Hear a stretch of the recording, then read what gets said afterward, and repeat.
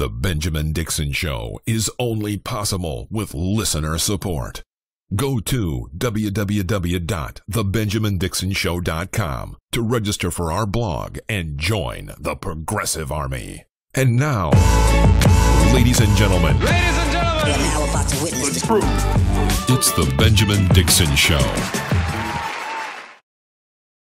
The Benjamin Dixon Show. I am your host, Benjamin Dixon. It is Tuesday, August 8th, 2017. Thanks so much for joining us. As always, we'd like to thank our patrons for making this possible. Without you, it is not possible. If you'd like to become a patron, go to patreon.com/the BPD show and support the Benjamin Dixon Show and all that we're doing.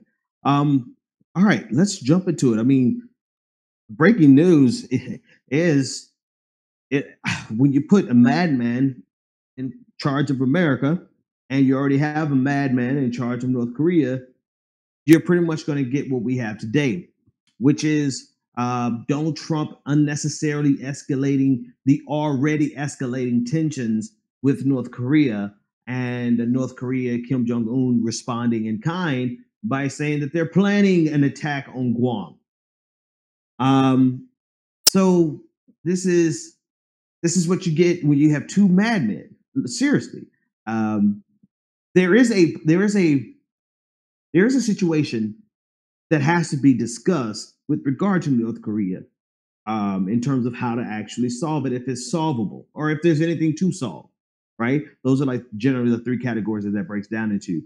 But first, before we get to the underlying analysis of what has to be done or our choices, at least our choices, we got to talk about the fact that we are primarily here right now because we have two madmen, one with one nuke and the other one with 20,000. And if it becomes a game of, the only thing that's worse than an arms race already has and not just an arms race, but an escalation to arms, to armed conflict. It's already a vicious cycle in and of itself, in that it almost unnecessarily takes us into a conflict. That's what the theory of the theory of an arms race dictates, that it pretty much leads us up to an armed conflict, almost inevitably. So as bad as that vicious cycle is, on the flip side, you have this one getting spoiled egos thrown onto it.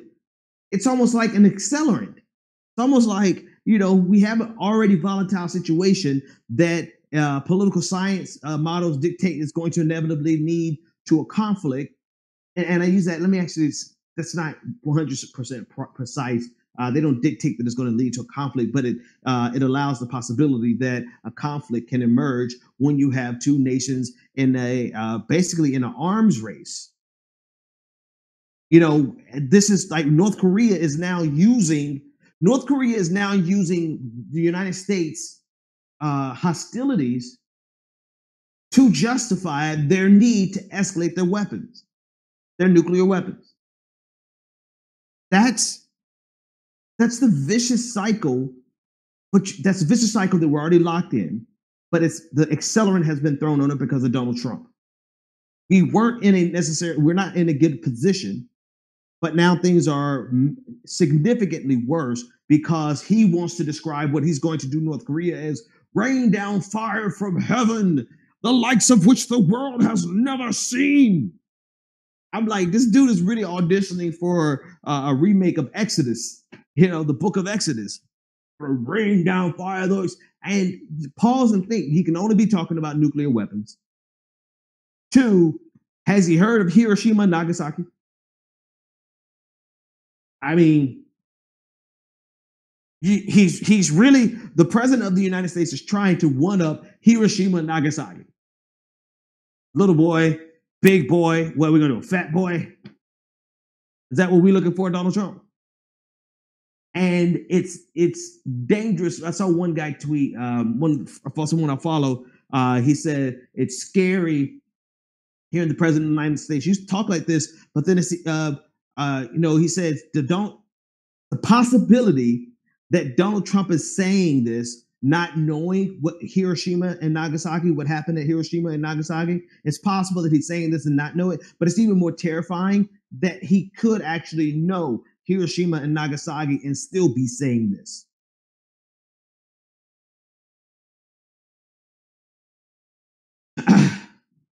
And again, the underlying dilemma is that of an arms race.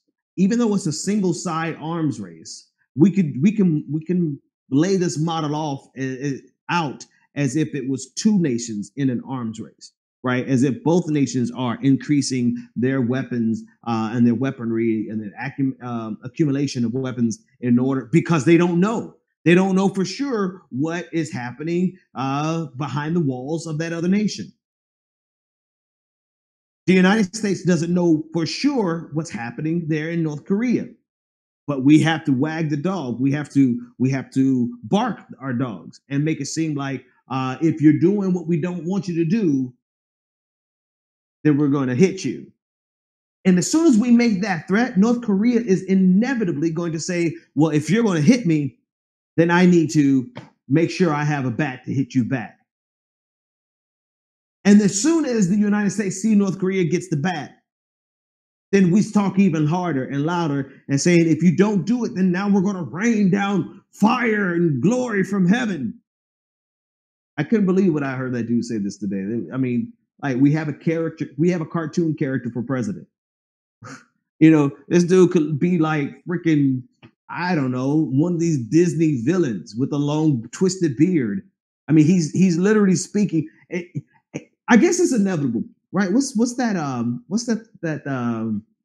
I guess there's a theory that says in the universe, if the universe is truly infinite, that you're going to end up getting a reputation, or not a reputation, but a repeat. You're going to start seeing perfect matches, like a complete copy, because if it's infinite, there's a complete copy of us out there. Donald Trump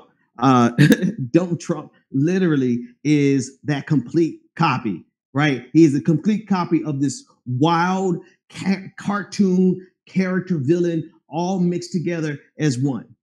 And he is literally taking this situation from bad to worse to almost point of no return because of how comical his character is.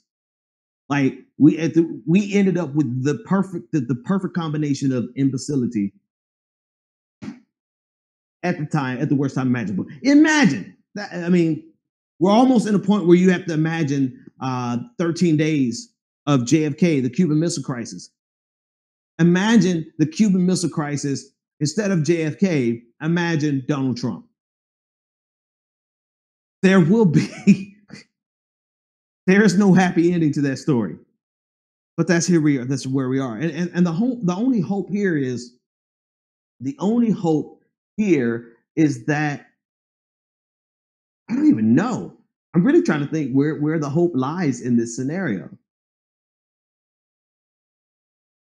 Oh, this is dark.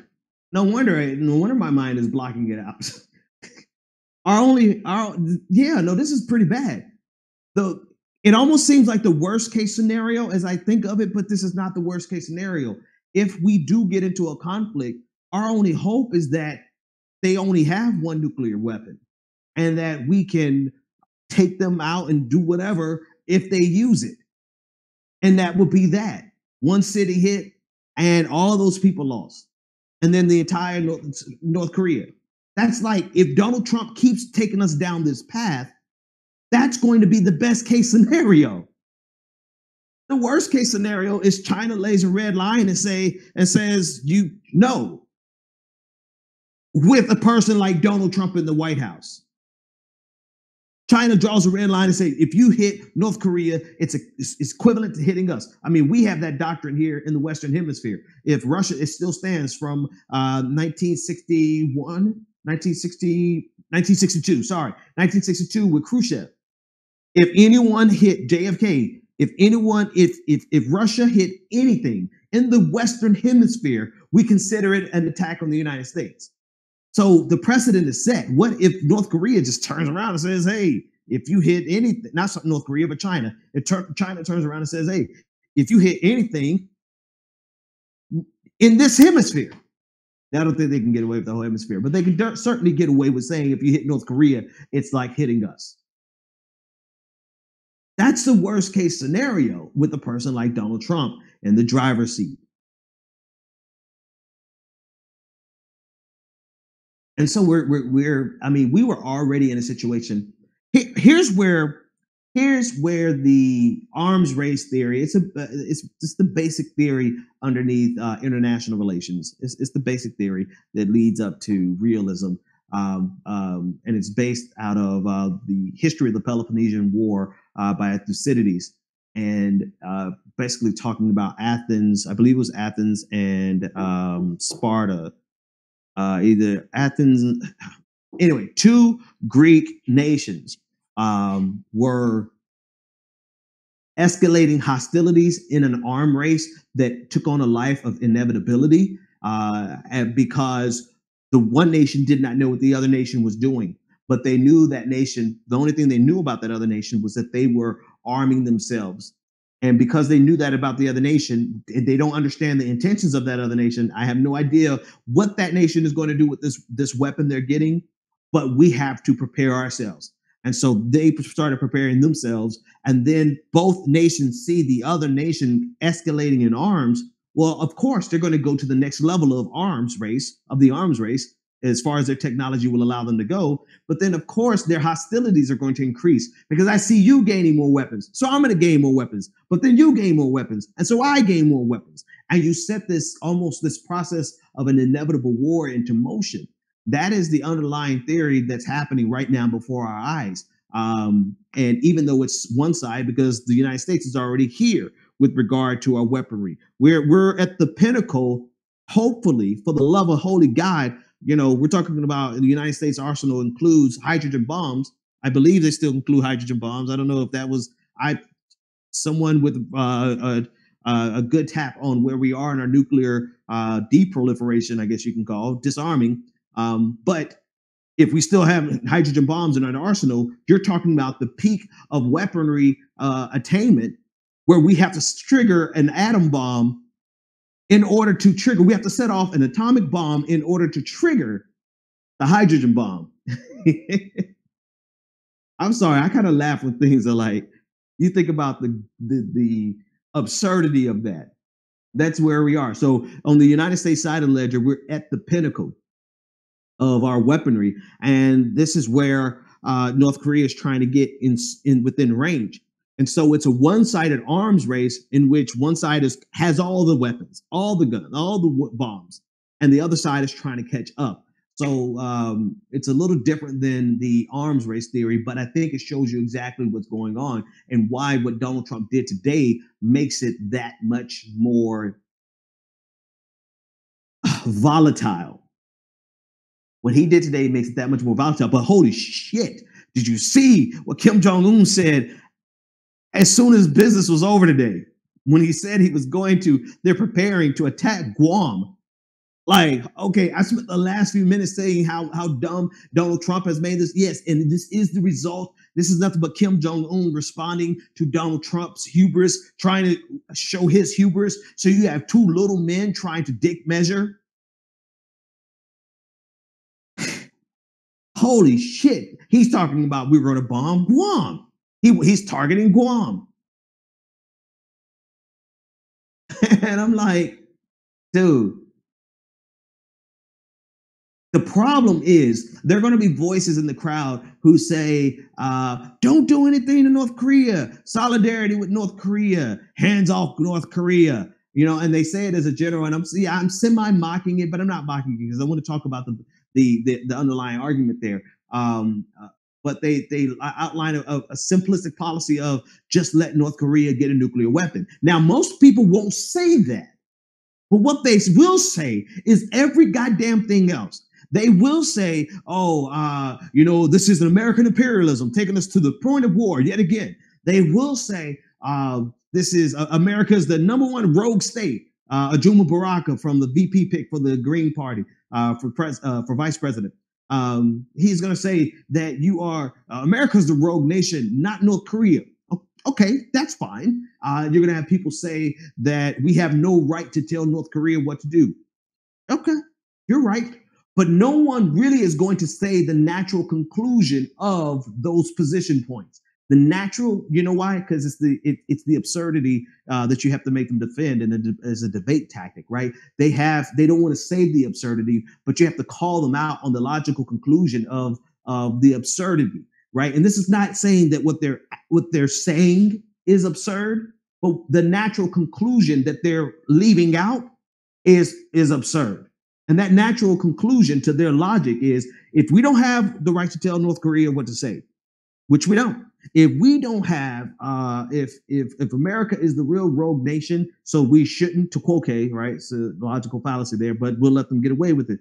If we should say, oh, America is the real rogue nation, and so because America is the real rogue nation, we shouldn't say anything about North Korea, which is 100% implied in these arguments. Okay, I can't say that you're right because it's a logical fallacy, but what I can say is, if that's what you want to argue, okay. The logical conclusion of all of these arguments, they don't want to say it, is that North Korea will get a nuclear weapon.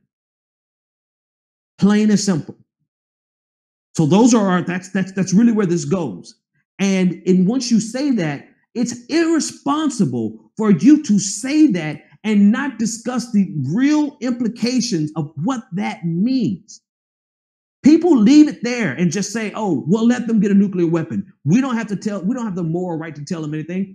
Oh, okay, fine, cool. But what you have done now is you've introduced an element into the global order which has a modicum of peace, right? We have a modicum of stability. But what you've done is inserted a highly volatile, destabilizing force into the international order. And I feel that if you're going to make that argument, then you have the moral responsibility to discuss what your suggestion implies, or it's going to necessitate, or what happens. You cannot sit back and say, okay, so we don't have the right to tell North Korea not to get a nuclear weapon. Fine, we don't have that right. Now what? They get a nuclear weapon. Now what? That's the end of everything. No. Everything was better. No. Nobody's going to be held accountable to the fact that introducing a volatile situation like North Korea obtaining a nuclear weapon into consider what if we had set back and allowed Iran to get a nuclear weapon while they are a rogue state that's not assimilated into the international order. What would it say? What would have happened, right? If we had an Iran that was a rogue state right now, that would be the most destabilizing thing. And people are going to say, yeah, but you should just let them. And, anyone in the region who feels threatened enough to go to war is going to be the wrong one.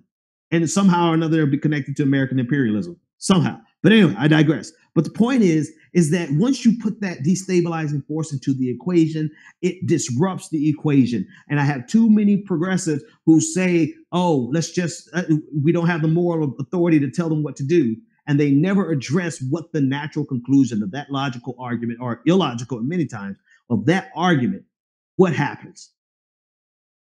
Let me see if I can say it any simpler. It's like saying,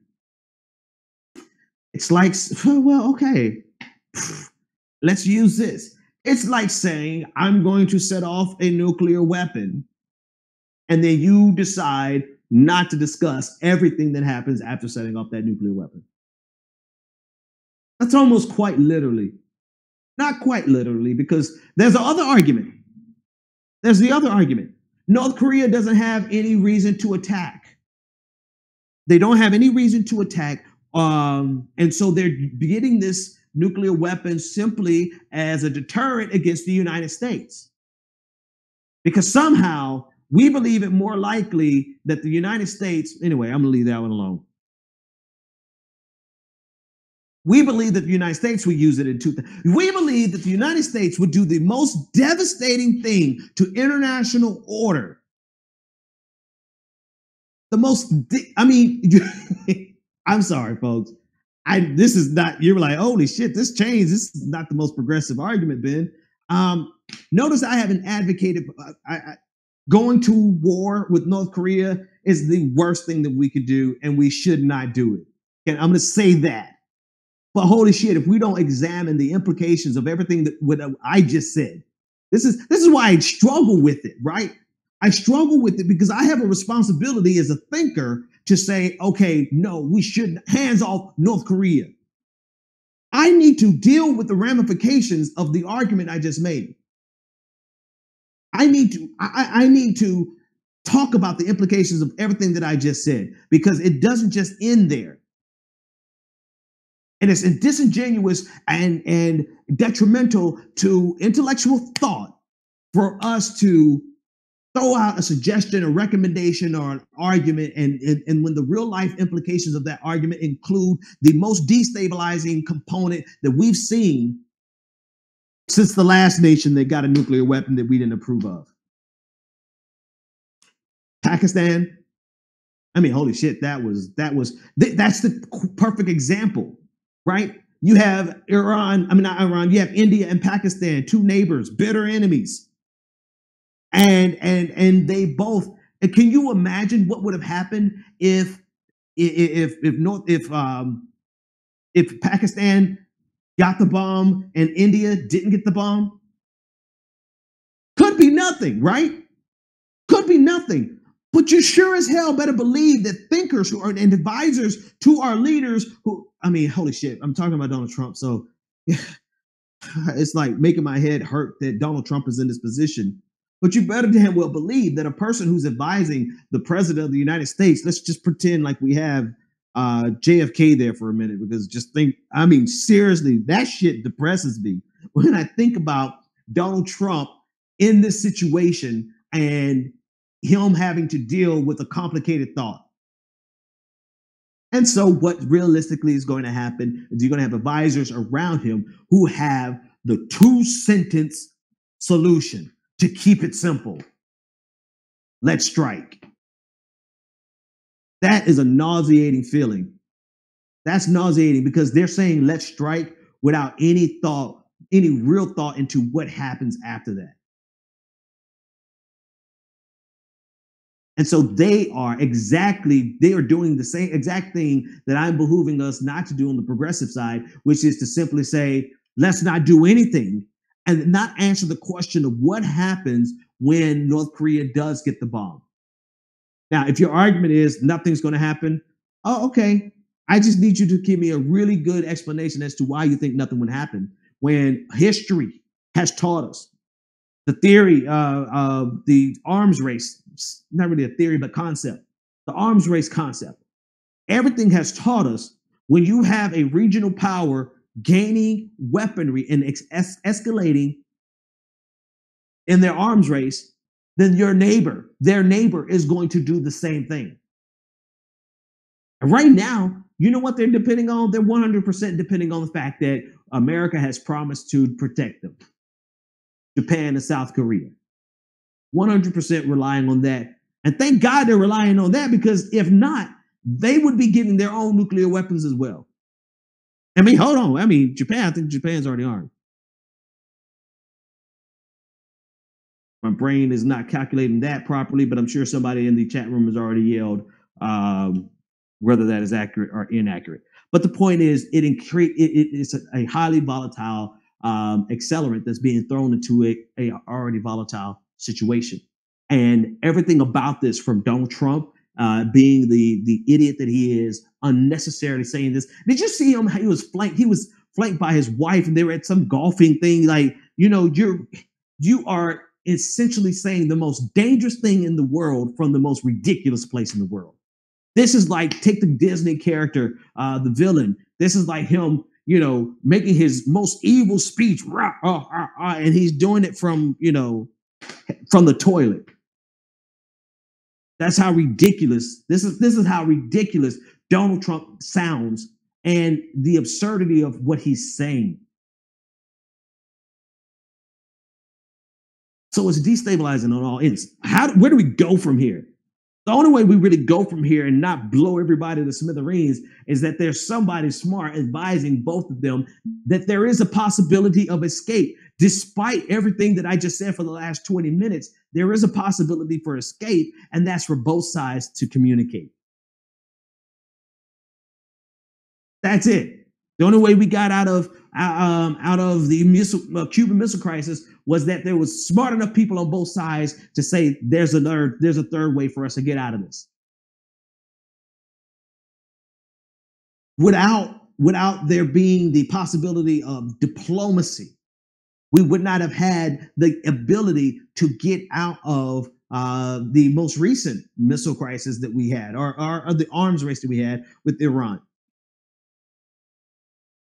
And our diplomacy, look what our diplomacy is flanked by. Our diplomacy says, okay, we're going to release our funds and our sanctions, which yes, they just undermined it, but let's see how Iran actually responds to that. So let's just put that off the table for right now, because they haven't totally abandoned the nuclear deal, despite the sanctions that Democrats and Republicans signed off on. In order to get Russia, they also got Iran and North Korea to boot. But putting that aside, we have created a framework in Iran that will allow them, we have a moment of diplomacy that stop hostilities, and we gave them time, 10 to 15 years, for them to assimilate into the global order. So in exchange for them eventually getting a nuclear weapon, I mean, this is essentially what we're doing. We are agreeing to let Iran get a nuclear weapon in the long run. But we're giving them everything and every incentive they can to be assimilated into the world order, because if they're not assimilated into the world order, they are a rogue nation and they play a destabilizing effect, not because they have to, but because things get out of freaking control. This is the entire thing with, I mean, I can use a most recent example. I can use an example of how, anyway, it's kind of an absurd example. But when the momentum of the escalation of hostilities is hitting, holy shite, it boils over like a chemical reaction, and it just escalates out of control with so much quickness. And think about what's happening right now. As we speak, Donald Trump could have escalated because of Kim Jong-un escalating it. It's a rapid fire escalation that, unless there is a moment of somebody telling one of these two idiots that we have to take a third way, this naturally ends in disaster. And this is, there's one thing that I left off that I was getting ready to talk about in there, but maybe I'll come back to it. Again, I want to emphasize, it's not because it is inevitable. It's because the momentum of how these things escalate almost makes it inevitable. And the only way out of this, quite simply, quite literally, is the hope that we can have both sides take a moment to realize that there's an opportunity away from this without us blowing each other up. Well, it's not really going to play out like that. It's without us blowing North Korea up and North Korea blowing up either Tokyo or Seoul. But that's what happened with, and I honestly think that the Iranian deal, Donald Trump can say whatever the hell he wants to about it. I almost think it's a beautiful piece of art because of what is required to make it happen, which is the assimilation into the global order. And we'll talk about that, right? Because people, like, if they hear that phrase, the assimilation into the global order, they go, oh my God, Ben is a globalist. No, Ben is a stabilityist. I want stability. That's, if you want to know what my number one issue is, my number one desire is stability, because we are in a volatile stage of human evolution. right? War-making evolution. We are at a volatile stage of human war-making evolution where we are making abilities that we can't simply just say, let's change the world order. I absolutely, and I wasn't really feeling good when I did the start of the show today. Still don't feel good, but holy God, do you realize how irresponsible it is for our side to say all we have to do is nationalize the banks? All we have to do is change the world order. Do you realize the natural conclusion of what you just said out of your mouth? The natural conclusion is nuclear war. Because that's where we are in the development of human war-making capabilities. You cannot just say we're going to change the global order to be something else because we don't like what it is right now. Because right now it's a capitalistic and well any other variation. It's a capitalistic imperialistic order. I was about to give you a caveat, but F the caveat.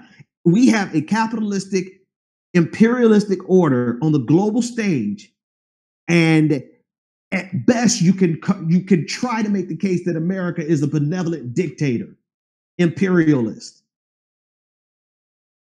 And as ugly as that reality is, what it takes to change that reality is even uglier. Okay, let's put it like this. If somebody can give me a cogent argument that takes us from an imperialistic, capitalistic world order to any other version, whatever you want, whatever your ideal order is. If you can give me a map that does not involve nuclear weapons, I'm all for it. I will advocate for it. As a matter of fact, I will become your new prophet in the wilderness, crying out in the wilderness, repent because this is the way we need to go. Somebody draw me a roadmap that takes us from the capitalistic, imperialistic system that we have and carries us to a new world order without a nuclear holocaust. Because I don't see it. Because this is why Francis Fukuyama wrote the book, The End of History, The Last Man and the End of History. His premise was that we are at I don't want to misattribute some of his argument, but the basic premise was we are at a stage in human evolution that this is it. This is the best that mankind can do. And it was a depressing book. I think he wrote it kind of as a celebratory book of this, imperialistic, capitalistic world order, right? I think maybe Fukuyama actually thought it was a great thing. And I looked at it as shit. This is the best we can do. I'm like, is this the best mankind can actually do? But when you think about where we're like frozen in a moment of human societal evolution in terms of what we can do and how creative we can be. And once you look at our options of getting there, it becomes painfully obvious that transitioning to something other than this order, and this is not to say the order is good. This is not to say the order is good whatsoever. Hell, look at I just advocated last night for a more egalitarian society, basically a socialist order. So it's not as though I think this system is good. It's just that I'm required. My way of thinking requires me to consider the implications of transitioning from what we currently have to something else. And I feel like, and maybe it's not their job, right? Everybody has a job. My job is to think this shit through. Other people's job might just be to say that's the right way. And my job is to say, okay, we got to think this through. And that fits perfectly into what I'm talking about with North Korea and on a macro and on a micro level. We're talking about in regards to North Korea and Donald Trump and Kim Jong-un right now is because we have to have somebody in both of their cabinets who's going to think this decision through beyond just the talking point of let's do it. Beyond just the talking part of let's strike. There's got to be somebody there thinking this thing through. And then I pause and realize Donald Trump is the president of the United States. And that makes my stomach turn, not from being sick, but from actually being afraid. All right. Didn't mean to do that much time on that. Let's take this first caller who has been extremely patient. Caller, you're live on the air. What is your name, comment, and/or question? Hey, Pedersen, Bryce. Bryce, how's it going, man? What's on your mind? Doing good.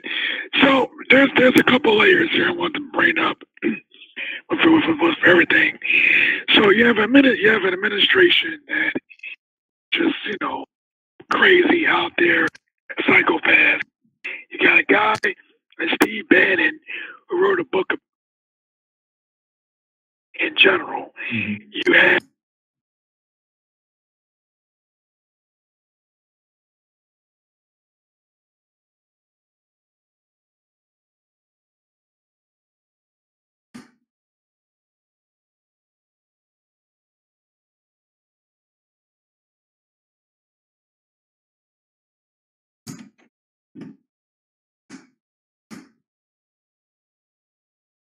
Uh-huh.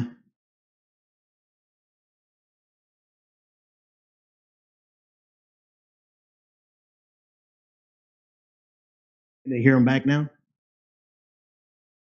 Hey, Bryce, we're having some technical difficulties, so I'm going to have to disconnect us there. I do apologize.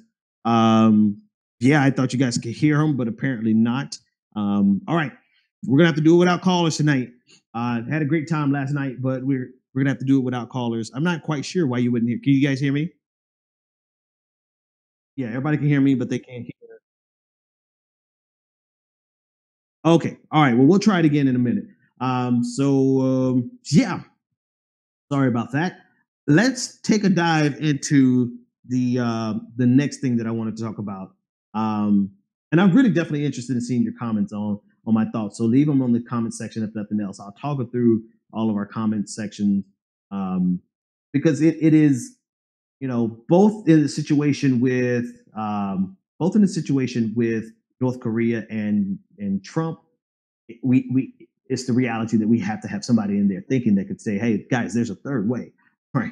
There really is another way that we could solve this without us destroying the entire, and again, we're not going to store. Here's another thing I was thinking.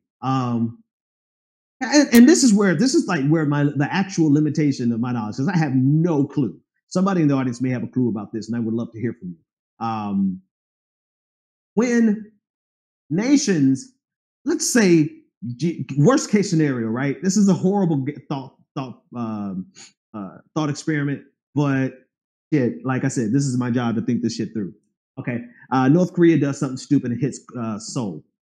The United States and every other nation. My question is, at the point of takeoff, how does a nation know exactly where initially? I'm talking about in the first few moments. How do they know where that missile is going? In the first few moments, right? Besides intelligence, right? They'll have intelligence, besides back channels. Even with back channels, there's still that possibility at the beginning. I mean, the only real way is for each nation to have the ability to see into the trajectory at the point of ignition of a nuclear weapon. I'm just sitting here and I'm like, God, that's just got to be where we are. See, at least like in the old days of Dr. Strangelove, at least you had planes carrying the weapons, so you could look at their trajectory as they're in the air and say, well, shit, I know they're not coming to Australia. You know what I mean? Australia could look and say, oh, they're not coming here because they're flying towards China. But now, like, I'm not sure that I know that they're for confidence that there's a technology out there that tells Pakistan that this launch that it detected, they can detect where it starts clearly, right? I'm not going to say that's easy, but I'm sure we can detect that. Obviously, we can detect where a nuclear weapon has its launch. But at the point of launch, how can they instantaneously know where that missile is going? The problem is that I'm not sure that they can. Now, somebody who has history and training with nuclear weapons, maybe you worked on a nuclear sub program for the Navy. Let me know. I guess I could Google it too, but it just hit me while we were sitting here talking. But think about like how terrifying that is. Like North Korea shoots over to Seoul. Like, what's to tell China that besides just diplomacy and relationships and back channels? But then you have to ask yourself: Are you going to risk everything? This is how they think. Are we going to risk everything? Do we believe that our back channel is telling us the truth? Because it could all be a ploy. And as much as people are like, "Oh, Ben, that's absurd," that's the exact absurdities that make these volatile situations escalate so much more quickly. It is absurd. Everything I just described is absurd because what if they just wait, I don't know, 45 seconds and then they could detect the trajectory? There's actually, in nuclear deterrent theory, there is the concept of instant retaliation. Like there is the possibility that they could, no matter what, someone hits their rockets, we're going to hit ours, no matter what. So somebody, this is more of a question of my audience and anyone who has that type of expertise. This is not me advocating, or I'm just questioning. I'm really not sure, because that's like the nightmare scenario. That's the nightmare scenario. And we're really dealing with men who are so ridiculous. This is where the actual character of an individual comes into play, right? And a lot of political science theory, we look at it from a game theory perspective, or we try to look at it from a numerical, a quantitative approach, and we try to ignore variables like the character of an individual. We try to avoid that, and we try to look at it just as numbers and game theory. Like, if you did this, then these are your options as a reply, right? It's like the prisoner's dilemma. We try to take out the character of an individual so that we can create a theory that's applicable to every scenario, right? But this is why I'm glad real life isn't always captured by the theory. In real life, we're actually, this case is actually fucking worse because we're talking about Donald Trump. But anyway, what I'm saying is, like, real life introduces the character of an individual, and that variable is sometimes the only variable that can keep us from going on an inevitable path, right? The fact that we had JFK during the, for all whatever else you may like or hate about him, his level head in response to the military, the burgeoning military industrial complex, right? His level head in response was the only thing that really kept us from going all the way. Even if, I know people were saying, JFK, he actually created the hostilities, or he escalated himself. Yes, okay, right? But at the end of the day, he started making decisions that, had a person of a different character been there, it could have turned out exactly different, right? And I guess people are like, I don't know. When I discuss people in history, with the exception of course, Hitler, and with the exception of him, I really try to examine them not from an approval standpoint or a disapproval standpoint. I try to look at them in terms of their decisions, the decisions that they made, and then you get into the science of it and how they made that decision. I try to look at it almost from an agnostic point of view, because I don't look at John F. Kennedy as good or bad right now, with some other exceptions besides Hitler. Right? We could say F you to some of these presidents, for sure. But in this case, I'm really just looking at it as, this is not a statement of whether or not he was a good, moral, or indifferent. It's kind of irrelevant. I really just look at the decision and the how, and how we got out of that situation. And that's what we try to study. And one of the many things, I guess there's almost an infinite number of areas that you can study in political science.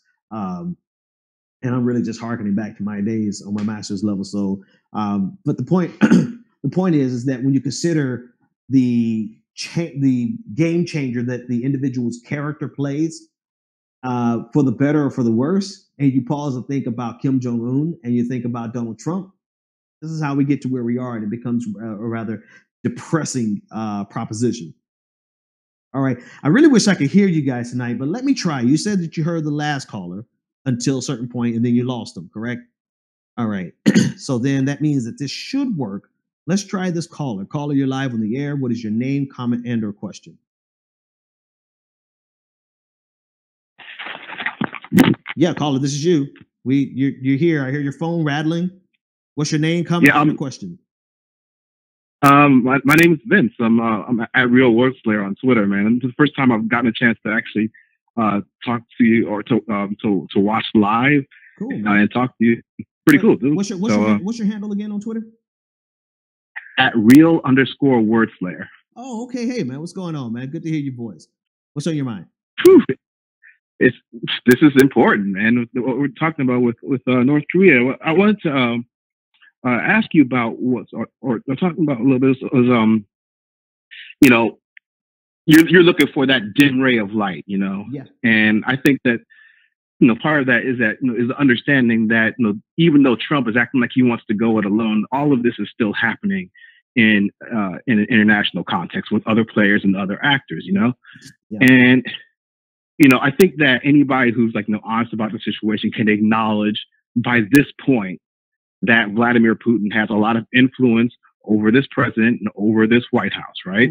Okay. Yeah, go for it. So, yeah, so you look at Vladimir Putin's interests in this, right? And, you know, the situation is not necessarily good for him, you know? Right. You know, you compared it to the Cuban Missile Crisis, but whose Cuba is it, right? Because North Korea is on his doorstep, not necessarily ours. Yeah, that's a great point. Yeah, keep digging into that though. Go ahead. Well, I mean, there's that. There's also the fact that, you know, the trade between China and North Korea is slowing down, so Russia's been looking to get into that a little bit. So, I mean, there's an interest there. There's the fact that Japan has been on this path, like, you know, they have a self-defense force. They don't have a foreign military force. But this situation is forcing Japan down the path of remilitarizing. And I can promise you that's something that Putin does not want. Yeah. Right? Of course. Yeah. Because they have some history there.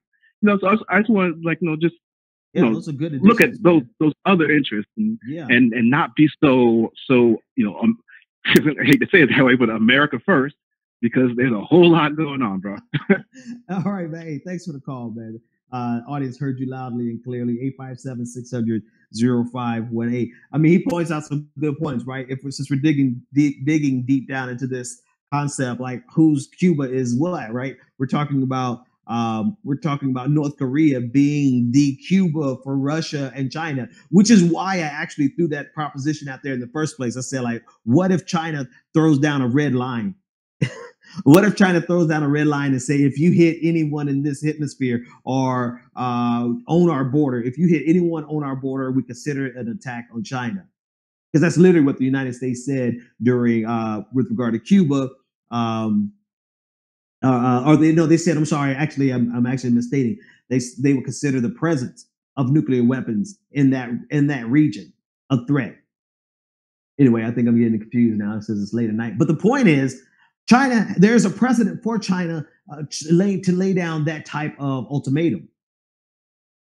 And that's a hugely destabilizing force. Not just China, but Russia as well. So, in fact, in this scenario, North Korea is the Cuba to Russia and to China.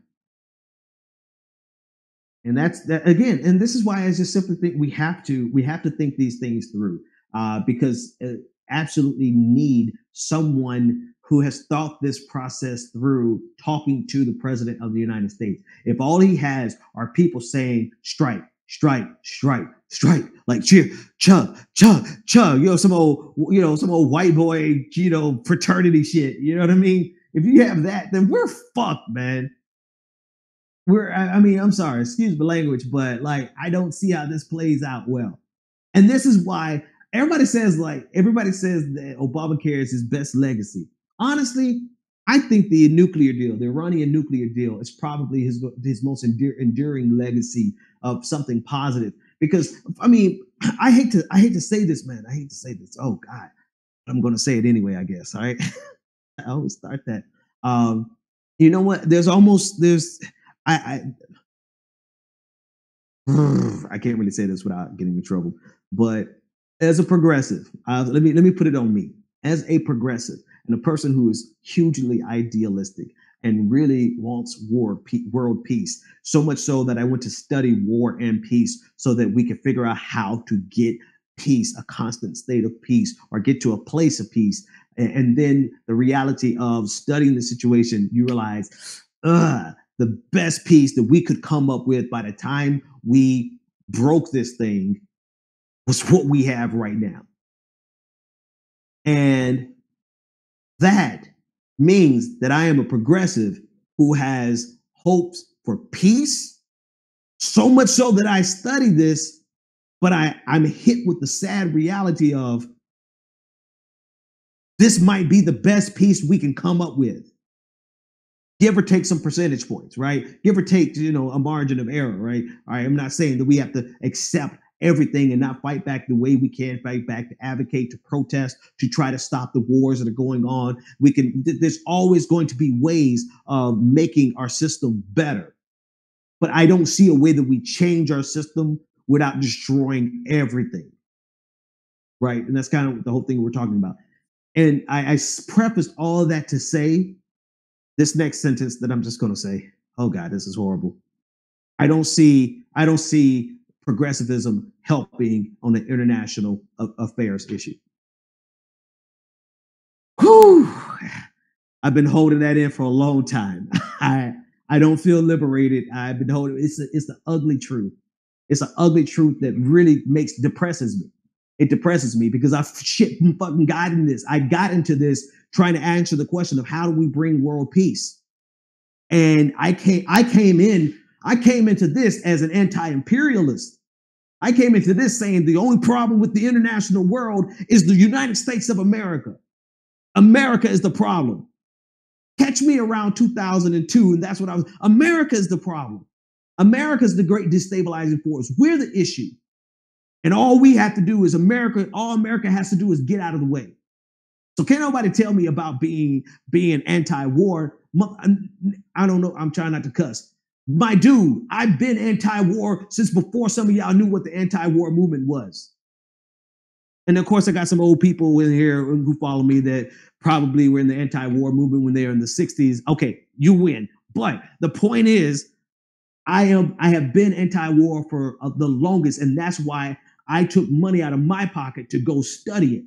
I didn't go study political science and international relations in order to get a goddamn job, because there ain't no jobs in that.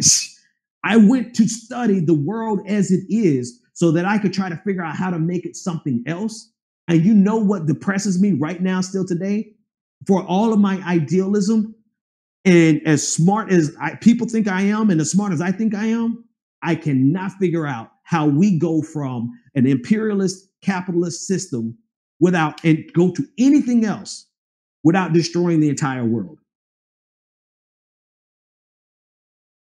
So if you're looking for some optimism, if you're looking for somebody to make you feel good and just say, world peace is just one America away. Just America, get the hell out of the way and we can have world peace. I actually studied what would happen next. And it's not peace. It's not. It's not peace. And so I am a person who wants stability, because stability is about the closest thing that mankind has been able to come up with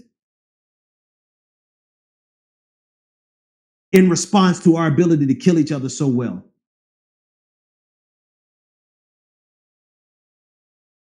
And of course, some simple-minded human being who can't really see the world in the grays, but has to see the world in the blacks and the whites, in the extremes, but they can't see it in the tension in the middle. They can't see the reality of the grimness of the gray area, living in the tension of the gray. The world is never, or the world is not simply black or white, man. The problem sometimes exists in the gray, or the solution sometimes exists in the gray. But some simple-minded person who can only think of world peace in the sense of American imperialism is the only thing blocking world peace. Some simpleton like that is going to listen to what I just said and say, oh, Ben's been bought out by the Illuminati. Ben's been bought out by the deep state. George Soros is funding him. And that's fine. I don't care what you think. But the reality of it is that I hear you say that and I'm like, man, you are no closer to getting anywhere near your goal of anti-war than walking out of your front goddamn door. That's how far you are from getting to even having a solution on paper for world peace. Most people who talk about anti-war and world peace, they haven't stepped out their front door to work on it. And so they are no closer to getting all they have is their talk. And while people have invested their lives into trying to figure this shit out, all they've done is sit back and say, all America has to do is get out of the way. And it sounds good, but it hasn't gotten us one step closer to actually realizing world peace. It's good enough to get your Patreon money. It's good enough to get you to donate. Okay, the person who makes the most money is the preacher who sits out there and screams out in extremes and says, all America needs to do is get out of the way. And I would love to see happen to America what America's done to everyone else. Okay, that might be cute for a tweet, but what actually happens after that? See the little thought bubble go up, and let's go into, you know what I mean? And actually consider what happens when you do what your great sounding tweet actually says. But that simpleton is going to say, oh, Ben's been bought out. Ben's been bought out by George Soros. No, Ben is willing to face some, I hate to use this phrase again and again, but an inconvenient truth that we may never ever in human society, human history, and the capacity or capability of mankind's complete potential from now until the human race is extinct, we may never be able to achieve world peace. But God damn it, if we can't get stability, an ugly stability that we have to yell at every single day, which is why I don't slam on the people who scream for world peace. I'm just saying, before you jump on me, consider the fact that I have worked on this thing for a good portion of my life and studied it in every way imaginable for the express reasons of wanting world peace. And then I come up, and I'm not a dumb guy, right? I don't think, people who listen to me, I don't think I'm dumb and I'm just blindsided. I come to the conclusion that I don't see how we change this thing for the better without changing it for the worse first. I don't see how we get past capitalism without an actual bloody revolution. And we're not talking about a bloody revolution. For our vision of a world order to get close to being the reigning world order over the globe, we're talking about the United States responding with a nuclear response. Okay. If we were going to ever have a fully socialist society on the global order, on the global stage, you are talking about America's number one, the United States of America. This is why I laugh at people who just say stuff and don't even think it through. I know we're already over time, but whatever. This is why I laugh at people who say stuff and don't really think this shit through. Do they even know? Have they gone out their front door enough to realize? Have they gone to study this to realize that of the four things that the United States consider its vital national interest, and by vital means we would go to a total war over these four things, the number one thing is open markets, capitalism. That's the number one thing. And the four things, democracy is like number three. Democracy is number three. But the number one thing that we're willing to go to war for is capitalism. And guess what? Guess what they have behind the guns of this threat for capitalism, to go to war over capitalism? A nuclear arsenal that could destroy the world 10 times over. I'm just throwing that out. Shit, it could probably destroy the world 100 times over. And I laugh at these. I laugh internally. We need them. Let me pause. This is what I was getting ready to say and I didn't say. We need them. We need you. We need you to stay the anti-war person that you are. We need you to not we need you to not get jaded like me. You know what I mean? Let's just be real. I need you not to come to grips with the reality so much because you become jaded like me and you say, holy shit, this is the best mankind could do. Oh, well, let's just tweak it on the edges and try to get some $15 an hour. Let's tweak it on the edges and try to get, so I don't need you guys to become jaded like me unless that's just what you're here to do, right? But we do need the idealistic people who look at it in the most simplistic terms to keep yelling at the top of the line of their lungs that American imperialism is one of the most destabilizing force on the international stage. We need people to keep yelling that, because without them yelling that, we're not going to make any changes on the margin. I can't even get them to make some goddamn changes on the margins, let alone change the entire system. So we need those people yelling out there every single day. But what I don't need, I know this, this is just me. I'm just talking because I know a lot of people always come at me. But what I don't need is for people to say, oh, Ben Dixon is just a neoliberal corporate shill sellout who wants war and works for CNN. Because I simply say this: the solution to our problem right now. Let me start that again. I say this: for us to change this system, we have gotten to a point in world history where it will destroy the system. We're just there. I mean, hell, this is pretty much my doctoral thesis now that I think about it. It's the power transition theory and the fact of basically a stalemate. We're at a stalemate, not because we can't think of something better, because we can't think of something better and a way to get there without completely destroying our system. Greater minds than me have grappled with this and they have come to the same conclusion.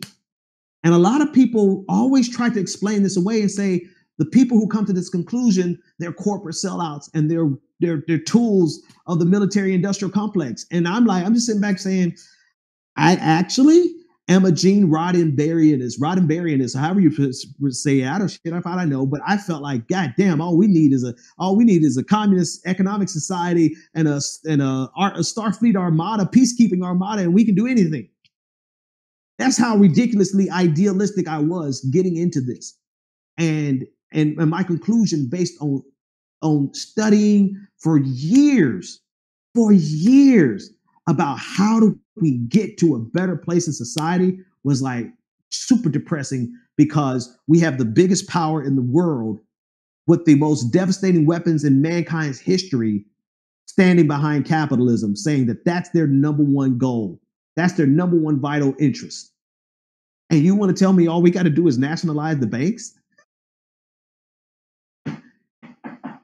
I did not mean to go this long on this topic, but this is the dilemma that goes on in my head on a regular basis. And I would hope that some people will start grappling with these issues at this level in addition. And I would tell you this, I would advise against it. I would completely say Ben Dixon is an idiot. I don't want to listen to him anymore. I advise against it because it jades you. It really makes you cynical, because you look at mankind and you be like, God damn it, this is the best that we can do. And again, with give or take 10% on the margins, let's get rid of let's cut defense spending. You're not going to get rid of the defense spending. You're not going to get rid of the Pentagon. The best you can hope for is to cut that motherfucker down year after year after year to a point where at least we're expending more money, or an equal amount of money, or at least 10%. Can we get to the point where we spend 5% more, 5% of what we spend on weapons, we could spend on human development, education, safety nets? That's like, when you talk about my vision for the world, is like, it's a jaded ass vision. I don't think that much of humans anymore. I think the best thing we can do is like people have guns pointed to each other's head the entire episode. That's all people doing in the show. You just got guns pointed at each other's head and we don't move, but at least nobody died. You know, that's what the international order is right now. We all have guns to our head and we're not progressing. We can't move an inch, but at least we didn't die. And I'm like, that might be the best we can goddamn do. Super depressing when you come from a place of being, when you come from a place of absolutely wanting world peace and thinking all we got to do is stop the American empire. If we just stop the American empire, man, everything will be better. I said to myself, why don't we go to school and study this? And I'm going to school and study. You know, reading, flipping my books. I'm gonna get a Nobel Peace Prize because I'm gonna bring peace to the world. Watch, I'm gonna talk about American empire. Oh, what the fuck is hegemony? Oh, shit. Well, what do you mean? That's like a natural. That just happens. That's a natural reaction that someone is going to be the big dog. Oh, we see that in nature. You see that in nature. Oh shit. This might be the best. Holy crap. Do you know what that feels like? And I guess I'm here doing it to all of you all at one time, huh? I'm spreading the misery. All in 1 hour. I'm giving you 1 hour in misery, what it took me almost, I guess, 10 damn years of studying. I'm still studying it to realize, dang, all we got to do is get rid of the American empire? Nope, it's American hegemony. Oh, hegemony is a natural outflow of the anarchic society, of the anarchy that we have in the society. Oh, all we got to do is get rid of capitalism. Man, you young bucks who are studying communism, man, I was fighting against my school. I'm so old school. I was fighting against my school to try to get a course on communism because it was so taboo back when I went to school. That's how old school I am. I'm old school enough to say, and I'm talking primarily to the millennial generation. The baby boomers who are listening to me are probably laughing their asses off right now. I get it. Thank you, baby boomers. Y'all just be quiet. Let me talk to millennials. I'm so old school that I remember when it was unpopular to teach about communism in your on your master's level. And I'm listening to it, and I'm arguing with the people trying to get because I said to myself, there's got to be something better than this capitalistic system that we're fighting against.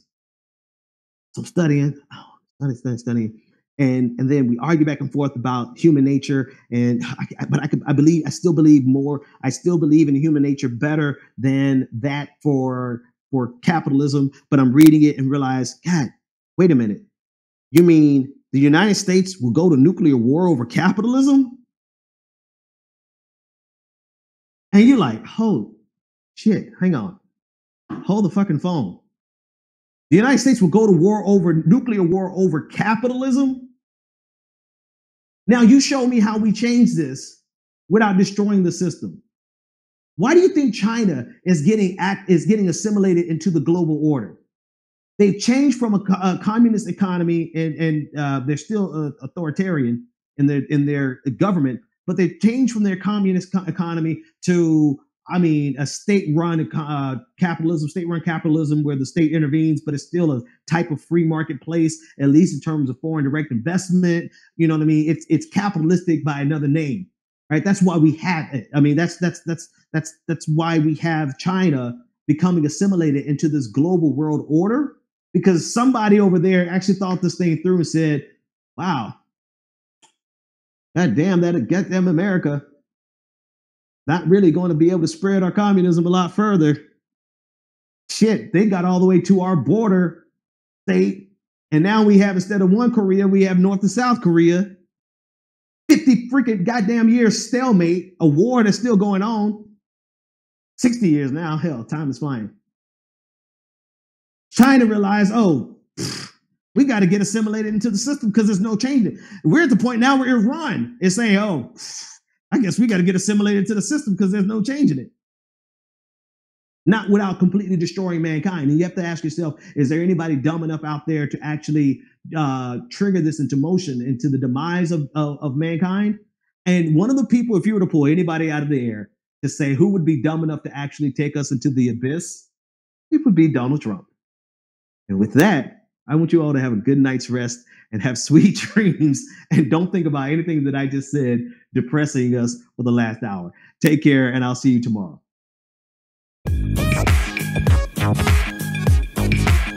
The Benjamin Dixon Show is only possible with listener support. Go to www.thebenjamindixonshow.com to register for our blog, join the Progressive Army, and support The Benjamin Dixon Show. It's Ben Dixon! If you like this episode, be sure to share, like, and subscribe.